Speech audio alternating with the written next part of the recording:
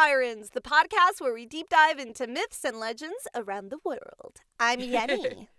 And I'm Sarah, and we are so glad you've joined us this week as we continue with Season 3 of Story Sirens, Legends, Myths, and Laughs. By the way, did you know if you purchase a monthly subscription to the podcast, either through Apple Podcasts or Ko-fi, you get exclusive perks? Become a Siren Seeker for just $3.99 a month and enjoy early access to episodes, exclusive bonus episodes only available to subscribers, and your name in the credits. There's also a lot more if you pitch in a little bit more a month, but you gotta go to the Ko-fi to see it. So I'm leaving Which, that. by the way, could we get that Ko-fi address? Oh, yes, we can. That is ko-fi.com/Story Sirens. Beautiful, beautiful. And if you are currently an Apple subscriber, make sure to email us at storysirens@gmail.com with proof of your subscription so that we can add you to our credits and make sure you're getting all of your special bonus goodies. Yep. We want to make sure you're getting what you're paying for. Exactly. And if you can't support us financially, that's fine. Leaving a review for the show or writing comments helps us too. Yeah, and we will reply to your comments. We will. We absolutely will. We Okay. We gotta market, guys. It's just a little bit. The way, Thanks for your patience. The way the cookie crumbles right now. But shall we get on to the episode today? Let's do it. Now, we know we say that we deep dive into myths and legends from around the world, but what if I told you this week we're not going around the world for our myths and legends so much as we are going into the world? Wait a second. Are we going with the rock into the journey of the center of the earth? Also, this proves our fan bases because you're listing The Rock, and I'm thinking of the Brendan Fraser version. Both of them. You could both both of them work. Yeah, we could have millennial journey to the earth, and then Gen Z. Well, Gen Z. The Rock. Yeah, that would be Gen Z. It's fine. Yeah, whatever. It's fine. We have both. And as much as I love your enthusiasm, wait a second. What? Because not only is Brendan Fraser and The Rock in Journey to the Center of the Earth, they were in The Mummy together because they were the Scorpion King. All good things come back to The Mummy. Yes, all good they things. do. And Brendan love Fraser, that movie. we love you.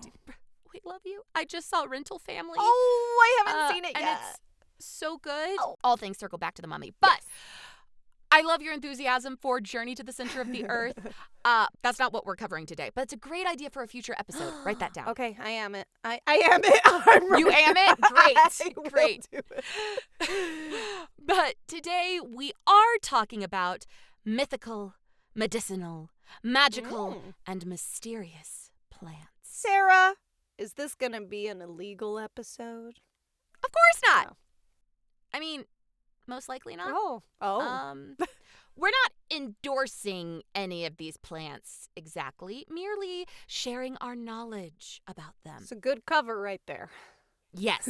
As our listeners may or may not know, I love plants. Yeah. I have a garden. I grow tomatoes and peppers. My garlic right now is doing great. I make teas and tinctures out of different herbs and roots and flowers. This year for Christmas, I gave my family fire cider, and Not as a me. whole, the natural world fascinates me. You're not strong enough for fire cider. I'll shit that shit out real quick. You will. Listen, you have your in-laws taking care of Very you true. enough. I don't want to overwhelm your system. But we are at the point that, like, anytime I make tea and bring a cup of it to Jared, it's no longer him asking, oh, what kind of tea is it? He's like, what does this one do? What are the chemical properties in this? Yeah, I'm usually like, it helps you sleep and it's good for anti-inflammatory. He's like, great, down that puppy. Yeah. But, as I said, as a whole, the natural world fascinates me. So what better way to enjoy that fascination than by sharing it with all of you? Let's dive in, girly. All right. So first off, if you were here with us for our Odyssey episodes, Homer's Odyssey, which is Story Sirens episode 20 and 21. Yeah, that was a two-parter. That was Big a deal, two-parter. big deal. Then you might recall that the hero of that story, Odysseus, found himself facing off against the powerful sorceress Circe. It was not a fair matchup, not with Odysseus being immortal and Circe being an immortal goddess/nymph. But luckily, he was directed by the messenger god Hermes to enlist the help of a magical plant called moly. Now, according to myth, This plant sprung up from the blood of the giant slain by the sun god Helios, the father of Circe, after the giant had tried to harm her. It was stated that the battle between god and giant was hard fought, or in Greek, malos, which in turn resulted in the name moly for the plant. The plant was said to have a deep red or black root in honor of the giant's spilled blood, and a white top or blossom, representing the sun which had slain the giant. Furthermore, it was said in the Odyssey that no mortal man could gather moly, only the deathless gods. So Hermes gave the moly directly to Odysseus. Okay. Now, we don't know if Odysseus ingested the plant, turned it into a tea, wore it like a boutonniere. We don't know what he did with it. We do know that it did, in fact, protect him from Circe's magic. And because of that, he was able to rescue his crewmen, whom the sorceress had transformed into pigs, and then eventually seduce Circe. And possibly have children with her, but you know what? Yeah. Penelope. Yeah. We're gonna, we like thinking of Epic's version of Odysseus, not the actual canon Homeric version. Anywho, what is moly, though? Is there a real plant that's based off of, or is this something Homer invented? Because I'm thinking about Molly. Good point. I personally think this is pretty much something that Homer invented, but possible inspirations for moly include the black garlic flower, the yellow garlic flower, also known as allium moly, the rue flower. You know, the one Rue from the Hunger Games was named after, which still gets me. I know. Still gets me. Death of children in anything. It's just, Right. And the snowdrop flower, which is known to have antidotal properties for intoxication of the central nervous system. Yay, science! Intoxication? Right. So basically, like, if there is a toxin or poison affecting the central nervous system. I thought it was toxicating. I thought it was toxicating. It's going, cheers, shot. We're great. Hold on. I need a sip of coffee. Another magical plant. Yes, the coffee bean. That's one of my goals, you know? Mm-hmm. I want to make my own coffee. So Alex and I say that when we retire, we want to have like a coffee/tea shop that's also a bookstore. And we want to make our own coffee. Like, that's like how I want to, like, when the kids are grown and everything, that's what I want to do. I love that. That's like, sometimes my mother-in-law will be talking to me and Jared, and she's like, well, you know, whenever I die, y'all have to figure out what to do with my house. And I go, I already know. It's going to be a bed and breakfast. I love that idea, though. Right? I totally see you as a bed and breakfast, like, owner. I do. You coming with your teas, going, this is going to help you. And then, exactly. Yeah. And I could call it the Lost Floridian in honor of you. I love you. Anywho, what's the next plant? I could make teas for your future coffee and tea shop.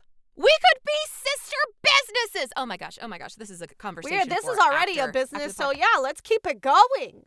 All right. So, from the smallest of magical mythical plants to perhaps the largest of all mythical plants, enter Yggdrasil, the world tree. Now, first, allow me to clarify that the idea of a world tree or an axis mundi is not one solely belonging to Nordic mythos. There are also world trees in Turkic, Hindu, Chinese, Baltic, Armenian, and Hungarian mythologies, as well as others that I'm not currently mentioning. But today, we are focusing on Yggdrasil. Because we keep coming back to Norse mythology, and we really need to give it its own dedicated episode. We're going through it. Okay, I promise you. Okay. We're doing it. Write it down, yes. Yanni. Write it down. Keep it writing these things. I'm in it. What did I say? I'm it. I'll keep going. Yeah, I'm it. I'm it. I am it. God, I'm on it. I am it. Okay. So within the Prose Edda and the Poetic Edda, the two primary sources that we use for most Nordic mythology, Yggdrasil is described as being an incomprehensibly massive ash tree, which supports or is woven into all the realms of the universe. The entire cosmos, including the 9 worlds of Norse mythology, are supported by Yggdrasil's branches and roots. The health of the universe depends upon the health of Yggdrasil, and legend states that when the tree begins to shake, Ragnarok and the subsequent end of the world has finally come. Whoa. What if there's just an Right? earthquake, though?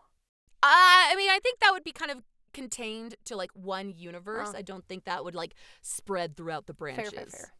Kind of like, whenever there's an earthquake in California, we're not feeling it in the rest of the country. True. So, long ago, Odin, the ruler of the Aesir or Aesir gods, I'm sorry if I'm mispronouncing We it, try. saw the Norns, the 3 maidens who controlled fate, rise up from the well of Erd, the fathomless, mystical depths from which the world tree sprung. He watched the Norns carve runes into the bark of the world tree and continued to watch as the messages or instructions of those runes were carried throughout the world tree and fulfilled throughout the 9 worlds. Now, in his never-ending, insatiable quest for knowledge, Odin was willing to do just about anything to gain understanding of all the mysteries of the world.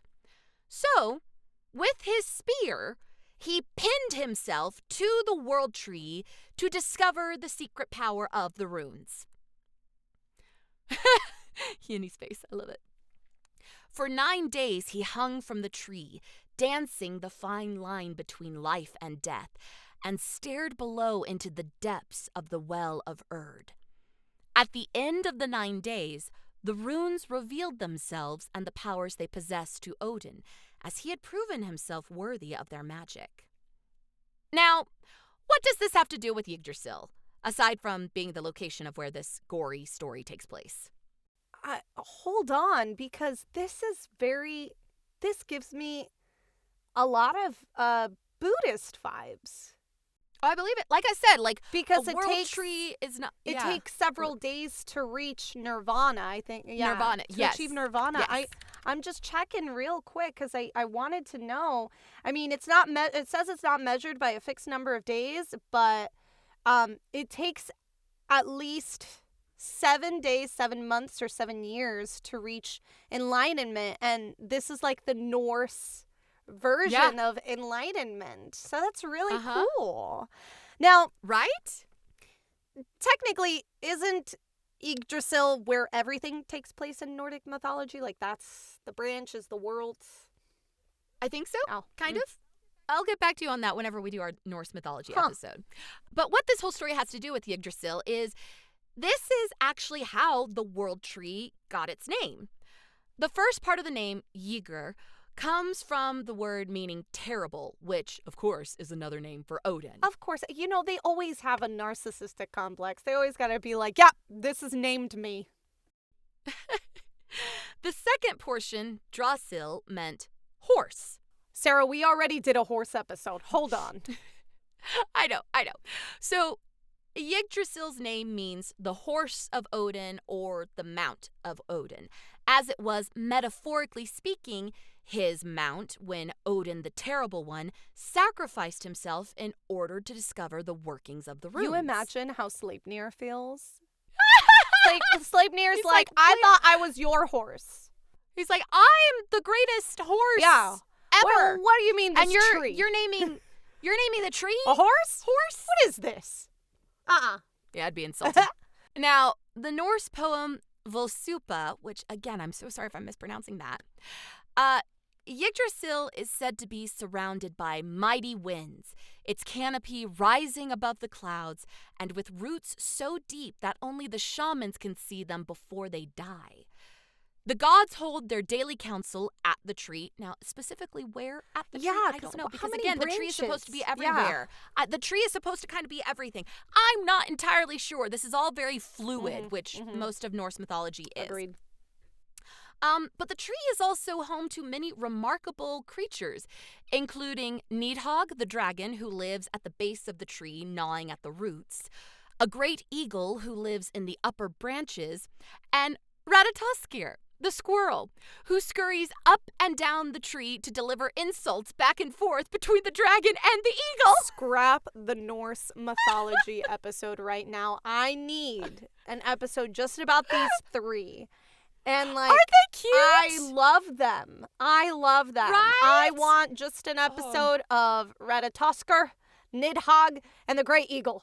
It kind of gives me, holds up, because this also kind of gives me a Pooh Bear. Oh, like Winnie the Pooh and Yeah, it everything? gives me Yes. Winnie the Pooh Aw. world. Yeah, what is it called? The Adventure of Winnie the Pooh? But no, there's like And the 100 the Acre Wood? 100-acre wood.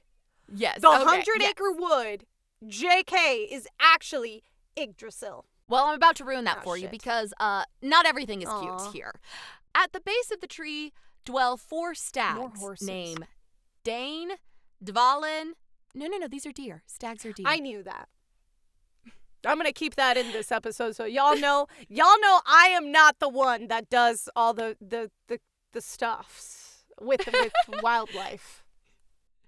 The 4 stags, which are male deer, are named Dane, Dvalin, Dunyer, and Durathror, who graze upon the tree's leaves. Where's Dancer Donner? Where's Dancer and Donner?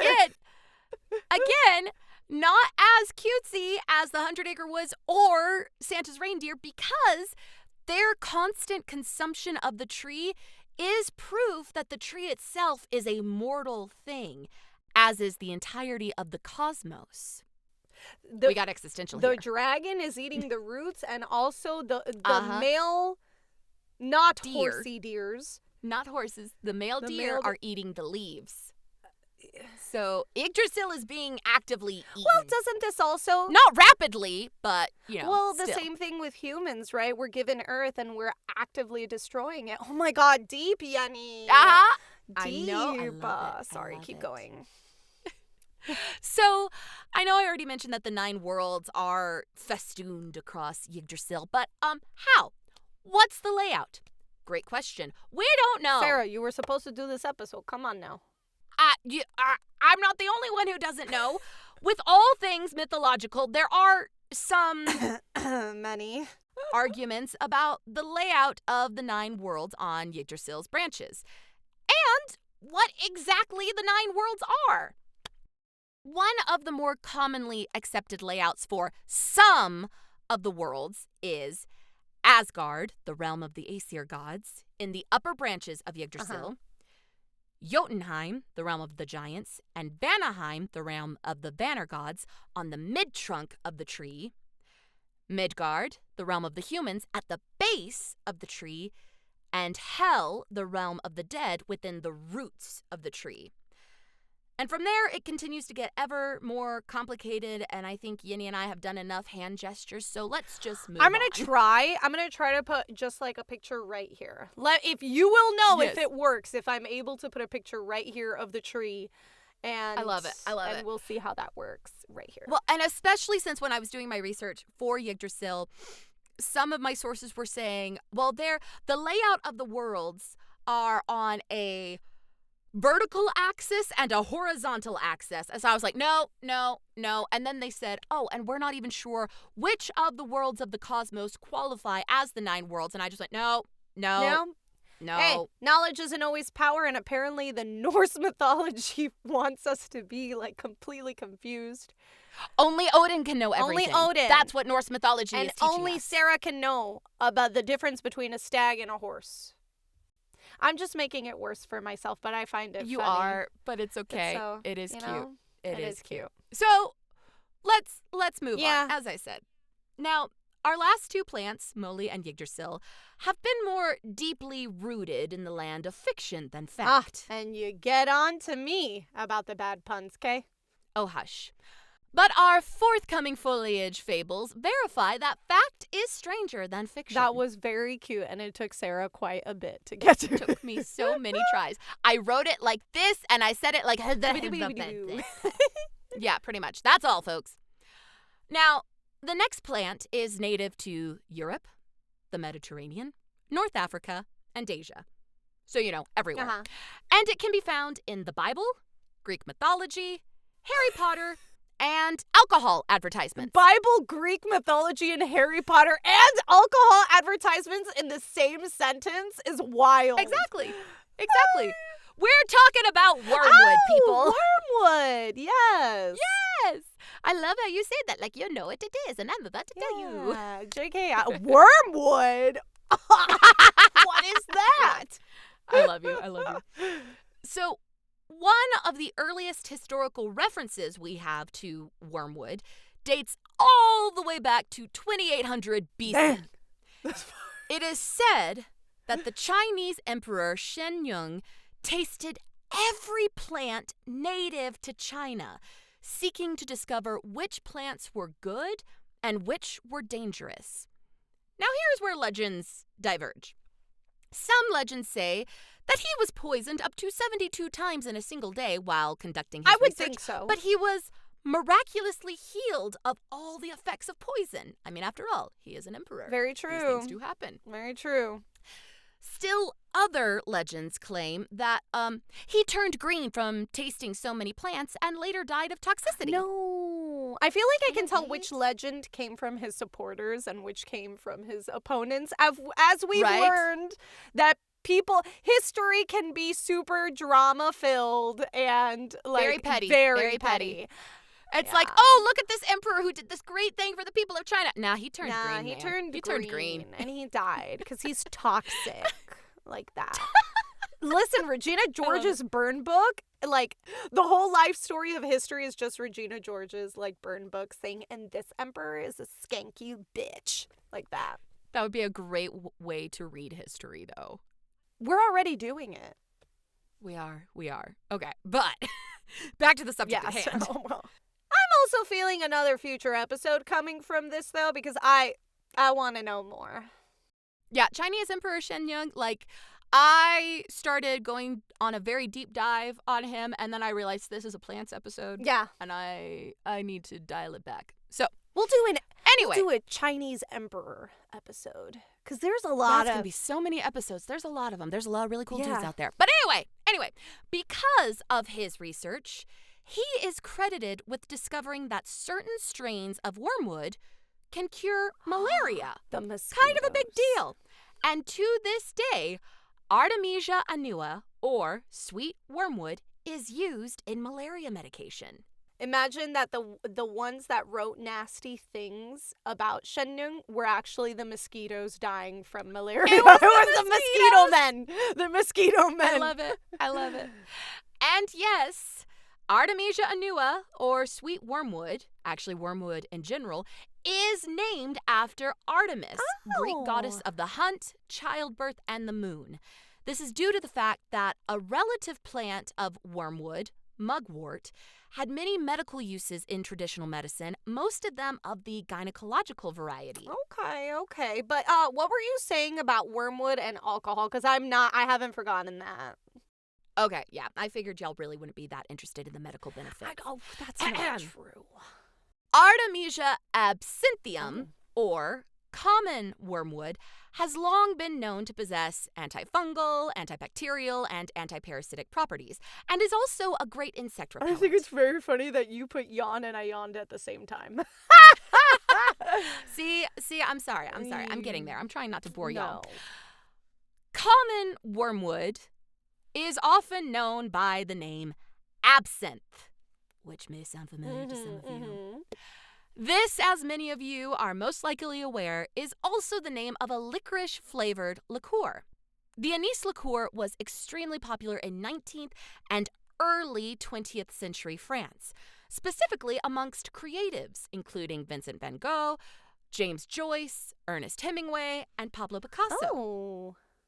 Now, at this point in time, the absinthe would frequently be diluted with water and sugar, which would cause the drink to turn a pale, opaque green, and resulted in its magical nickname, the Green Fairy. Aww. And while the liqueur may have granted artistic inspiration in small sips, when enjoyed in excess, absinthe at that time was known to exacerbate nervous disorders, insomnia, and convulsions. And some also said that drinking too much absinthe could cause hallucinations, madness, and violence. These maladies came to be known as absinthium and eventually resulted in the temporary ban of absinthe liquor throughout the Western world. Why is it temporary? Well, I'm going to get to that. But absinthium was also at one point blamed for Vincent van Gogh, quote unquote, losing his mind and chopping off his ear. Oh, shit. But we now know that there were a lot of other things going on, and it wasn't absinthium. But people were very quick to say, this guy cut off his ear. We got to ban this drink. It's the green drink's fault, and it all goes back to Shen Nung. He turned green with toxicity, and now we have the green berry. Connection? Coincidence? Van Gogh's green ear is chopped off. There you go. It's gangrene, and we'll call it absinthe. So, yes, in the 20th century, absinthe pretty much as a whole was banned throughout the Western world. When it was eventually discovered that the symptoms of absinthium were also the symptoms of ingesting large doses of wormwood, the ban on absinthe was lifted in the 2000s, provided that the drink from that point onward would be made without wormwood. What's the point? Exactly. Now you just have this licorice-flavored beverage, and you're like, well, I guess I feel like an artist from the Belle Epoque, but man, I don't have the cool hallucinations to go with it. Still have my ear, so can't let it go. I still have my ear. All right, now, from madness to medicine, let's talk about mandrakes. Yenny's favorite. Yeah. Now, the root of this very real plant, this is not some plant that we just pulled from a storybook. This thing is real. But it doesn't scream. It doesn't scream. But the root of this plant famously resembles a human body. And it is believed by some that the mandrake can come in a male and female form. And it was often a plant attributed to Aphrodite, goddess of love. So, makes sense that she's like, yes, let's make them look like people. I like that.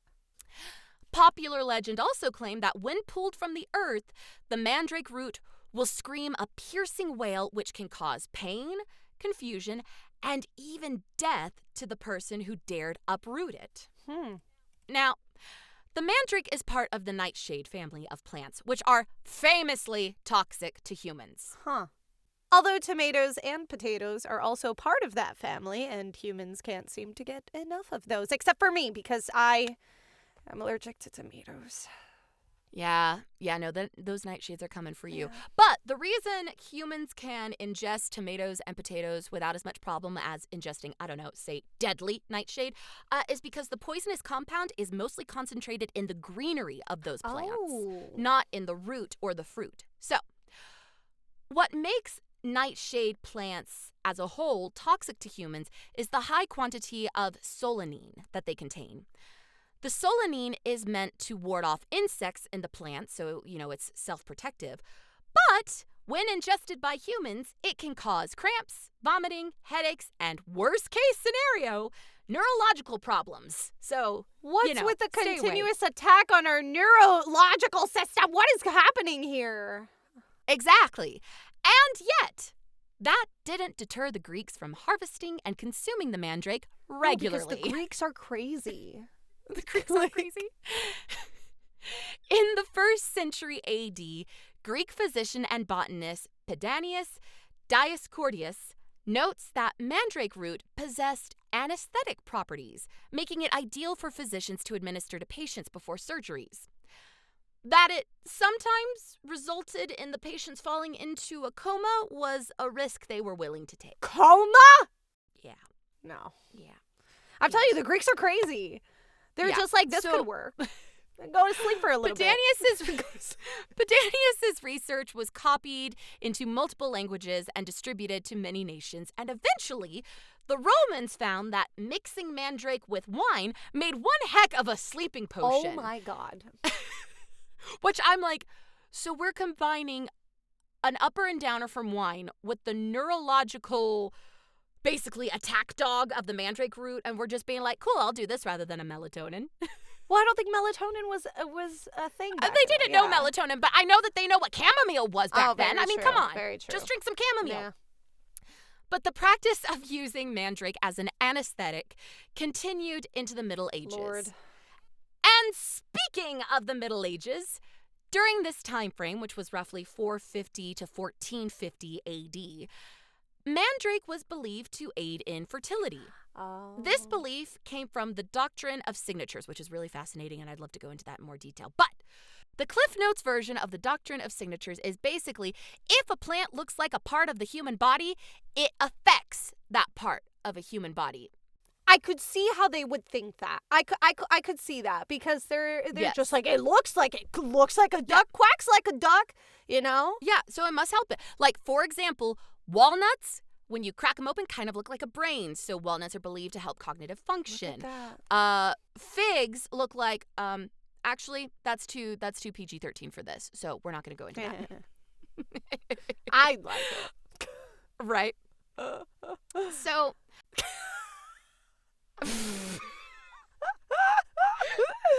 Okay, so back to our plants. We'll go later on into body parts. Since the mandrake root resembled a small human or a baby, it was believed that sleeping with a mandrake root under her pillow could help a woman better conceive a child. And again, it also helped that the Greeks believed that the mandrake was an aphrodisiac. Oh, are you? So the mandrake root was the Viagra of ancient and medieval times. I mean, I'm not saying You didn't want to talk about the fig, but you're telling me that this will help for sure.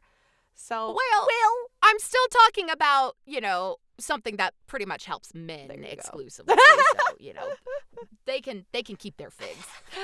So, mandrakes were also considered to be a good luck charm during the Middle Ages.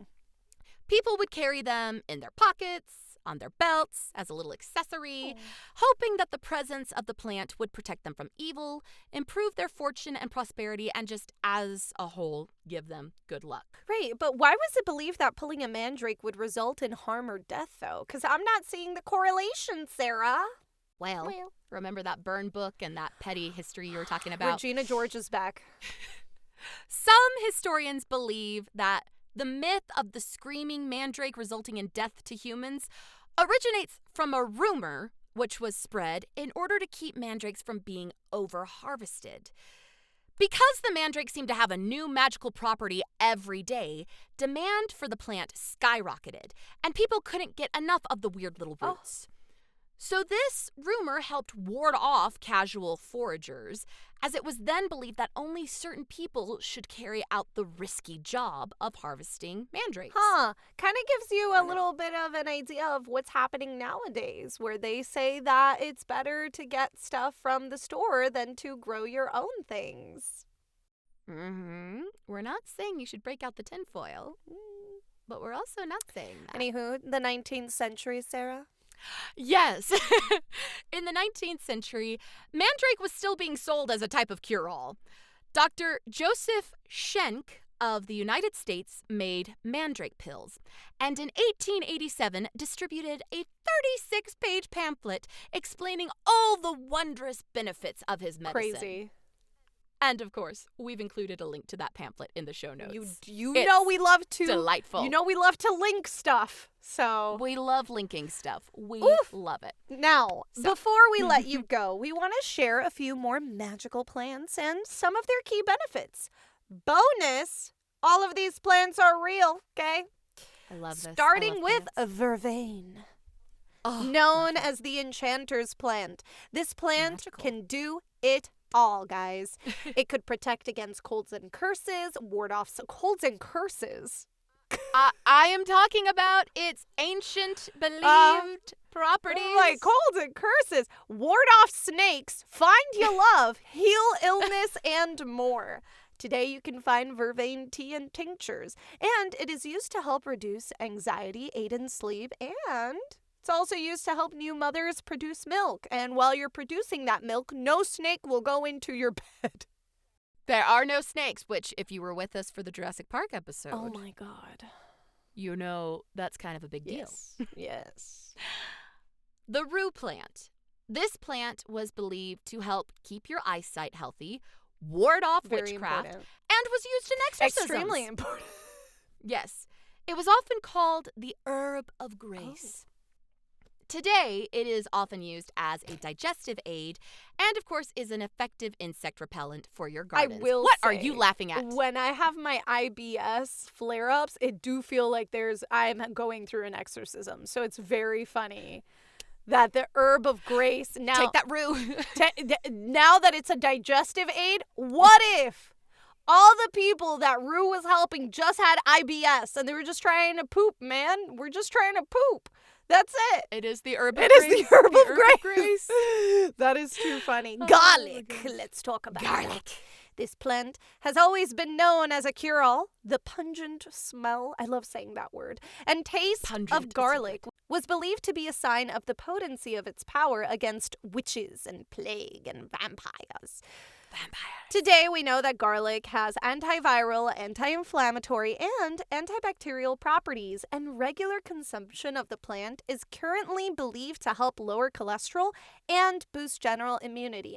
And we love garlic. We also know that Edward Cullen also likes garlic. There's nothing wrong with garlic and Edward Cullen. So, although I do see, I saw for a while, there was like this TikTok / like Instagram reel thing where like people would stick garlics up their nostrils to like help take out like all of the congestion. I want to tell you something. Okay. Don't do that.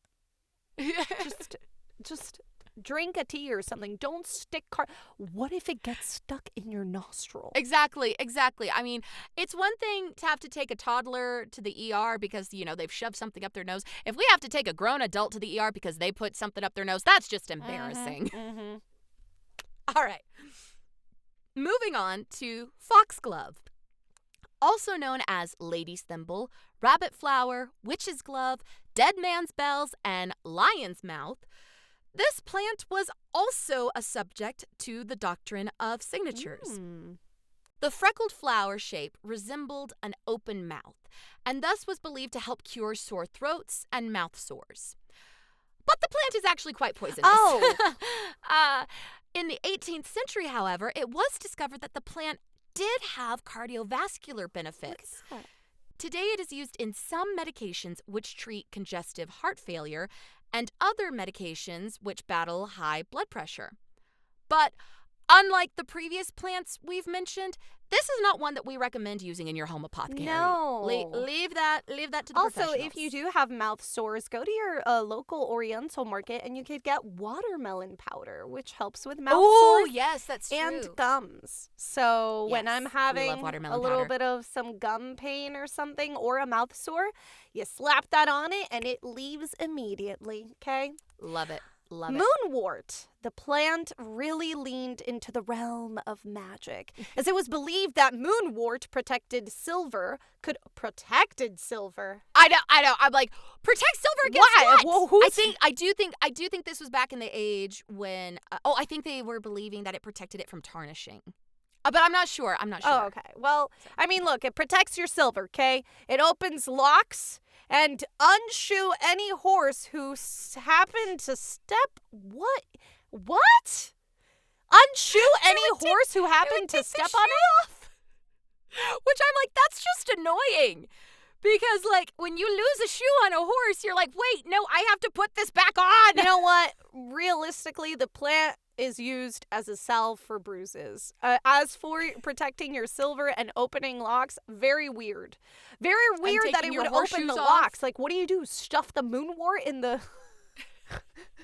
Imagine that's how they would, like, go and, like, steal stuff from people, and then Do you have your lock-picking kit? Yeah, I got my flowers right here.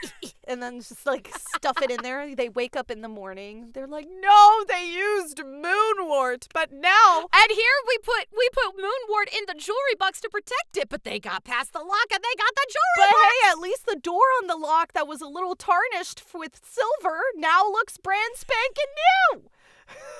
So it was... They helped. Somebody check the horses. Are they still shod? This is so silly. All right.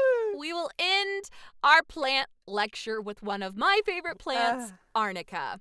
Also known as mountain tobacco and leopard's bane, this little yellow flower yellow of the daisy flower. family was named Medical Plant of the Year in 2001. Mm. In the form of a salve or gel, arnica is a helpful aid for bruises, sore muscles, and stiff joints, reducing swelling and inflammation, and possibly in aiding osteoarthritis, though there's still research being conducted on that claim. In legend, the plant was believed to be a favorite of the Norse goddess Freya and was often featured in offerings presented to her, especially due to the fact that it was believed to have aphrodisiac-like properties. Well, that would make sense for Freya. Mm-hmm. And it was also believed to influence the weather and ward off thunderstorms. There you go. Look at that. Yeah, no, why not? Why not? Why not? Why not? Tiny little yellow flower, big impact. There you big go. Impact. Let's go into modern media, shall we?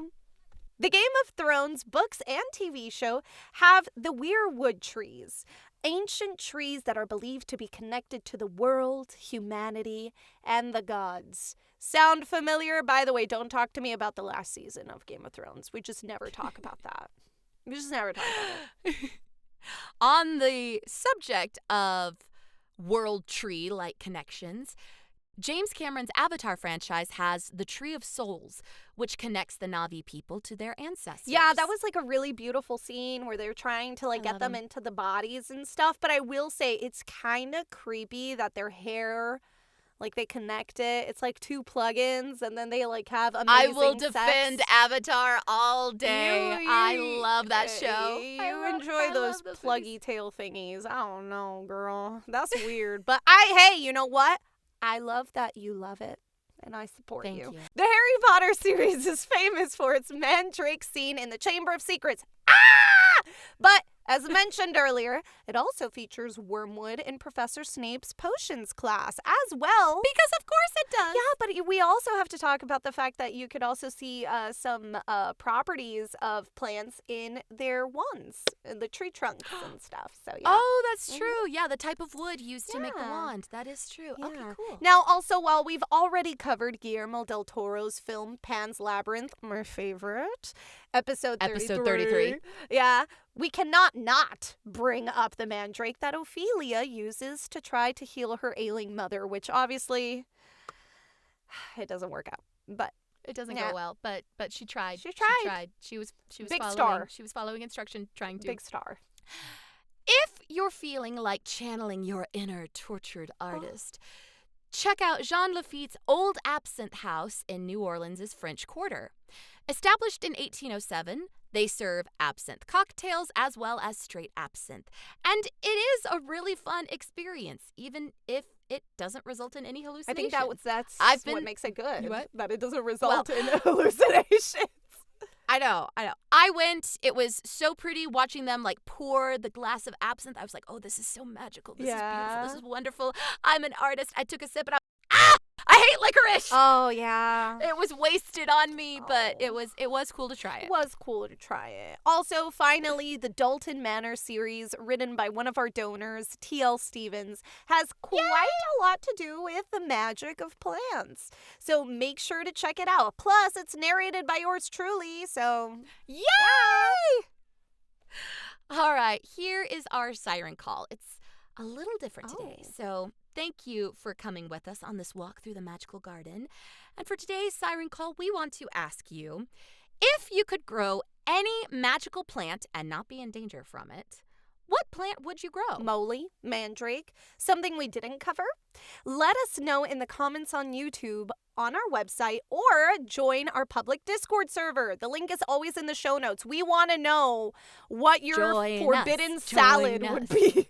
You imagine The forbidden salad of just hallucinations turning green, aphrodisiacs. Aphrodisiacs, yes. There's a lot of forbiddenness going Warding in off those, curses. Like, I mean, it's going to be. Also, I feel like any of these that you grow, it's just going to be like, it's going to cover one of these areas. Yeah. Like, it's got a commonality. Yeah, there you go. somewhere. You might Are we warding off witchcraft or malaria? I don't know. Let's find out. either you become like a demigod or you die. So Or you become dead. yeah, there you go. All right, guys, we'll see you next week for a truly fun and also kind of a magical, episode that we cannot wait to show you more about and explain more things about it. Yeah, that's it. Yanni's getting so excited. I love it, so I'm going to cut her off there. Thanks for joining us. We'll see you next week. Bye! Thanks for listening to Story Sirens. You can follow us on Instagram at Story Sirens Podcast. Want to support us? Send us a cup of Ko-fi by searching ko-fi.com/storysirens. We've got lots of treats for those who become siren seekers. All research materials can be found in the episode summary. Music by Donald Guzzi and artwork by Alexis Torres. Story Sirens is a Feather and Fin production. See you soon.